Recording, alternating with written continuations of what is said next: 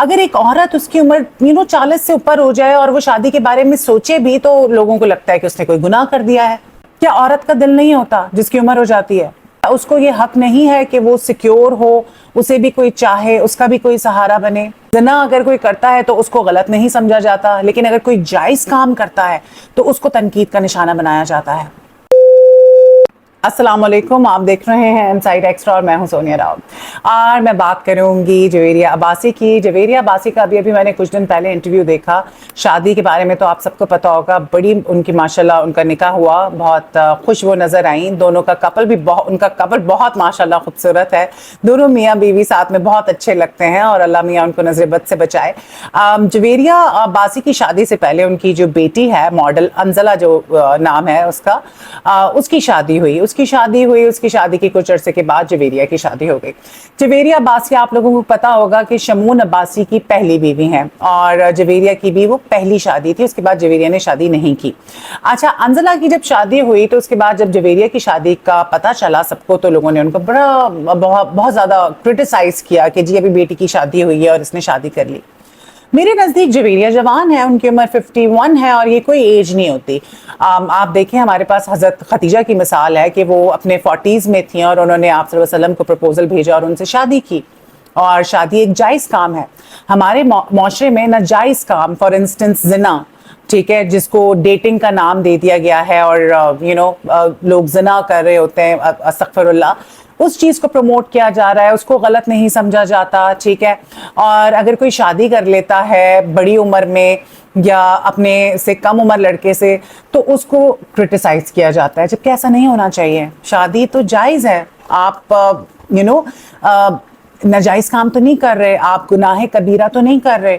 ایک چیز کی جس کی اجازت آپ کے رسول نے, آپ کے اللہ نے آپ کو دی ہے, ٹھیک ہے, جس کے بارے میں بتایا گیا ہے, مثال قائم کی گئی ہے, وہ خود رول ماڈل بنے ہیں, اس چیز میں جو ہے لوگوں کو آپ برا بھلا کہہ رہے ہیں.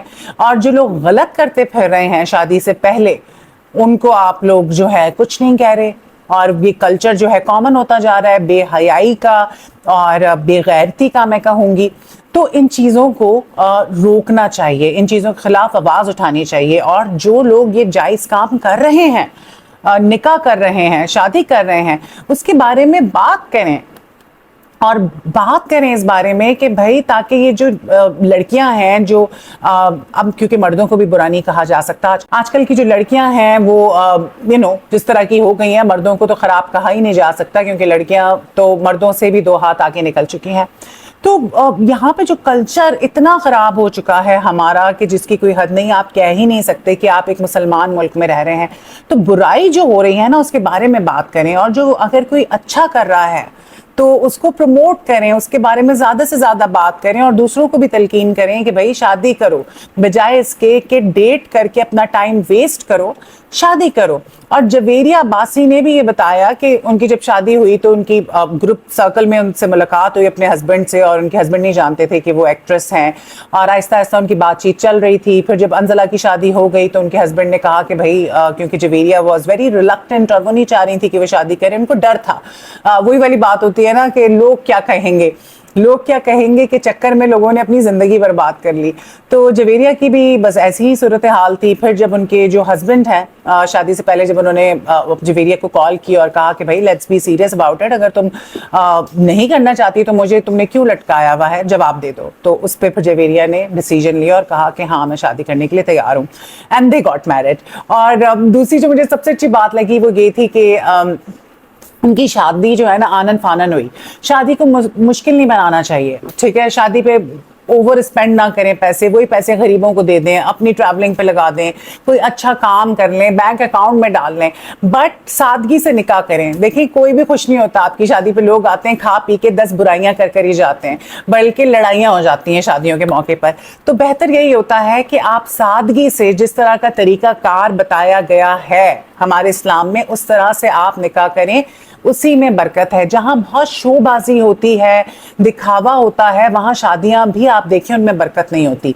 तो उनके हस्बैंड ने उनको कहा कि वीक डेज थे कि चलो नेक्स्ट वीकेंड जो है हम निकाह कर रहे हैं, और 2-3 दिन के अंदर अंदर जवेरिया ने अपनी फैमिली के साथ मिलकर तैयारी की और उनका निकाह हो गया।